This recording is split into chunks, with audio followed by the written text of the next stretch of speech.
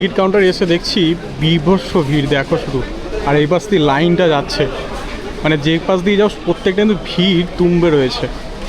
আর আমরা এই ভিড় থেকে বাঁচার জন্য আমার কলকাতা মেট্রো একটা অ্যাপস আছে, যেখান থেকে তোমরা সরাসরি টিকিট কাটতে পারো। সেটা তোমাদের দেখিয়ে দিই একবার। ওকে, এই হচ্ছে আমার কলকাতা মেট্রো অ্যাপস। বুক টিকেটে ক্লিক করবে। আমরা যেহেতু হাওড়া রয়েছে, হাওড়া মেট্রো 2, আমরা যাবো কোথায়? এয়ারপোর্ট, জয় হিন্দ বিমানবন্দর। এখানে কিন্তু 50 টাকা করে তোমাদের টিকিট প্রাইস পড়বে, ঠিক আছে?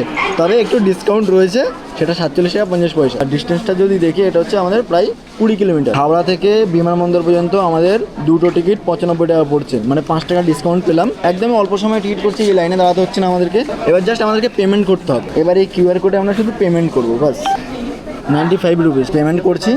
Payment successful. দেখো টিকিট কিন্তু আমাদের হয়ে গেছে, ঠিক আছে? এই যে মোবাইলের স্ক্যানার দিয়ে কিন্তু তোমরা স্ক্যান করে উঠে যেতে পারো।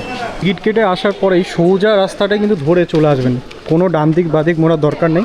একবারে নিচে নেমে যাবেন, লেখা আছে 2B প্ল্যাটফর্ম।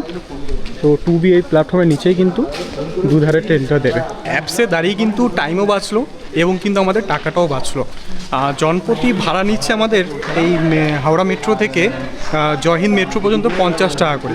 যেহেতু আমরা অনলাইন পেমেন্টটা করেছি, তাই 5 টাকা ডিসকাউন্টও পেলাম, মানে দুজনের আমাদের পড়লো 95 টাকা। এটা মাথায় রাখবেন, সাশ্রয় আছে, টাইমও বাঁচবে, আর মেট্রোতে তো আপনাদের সুবিধা দিচ্ছেই।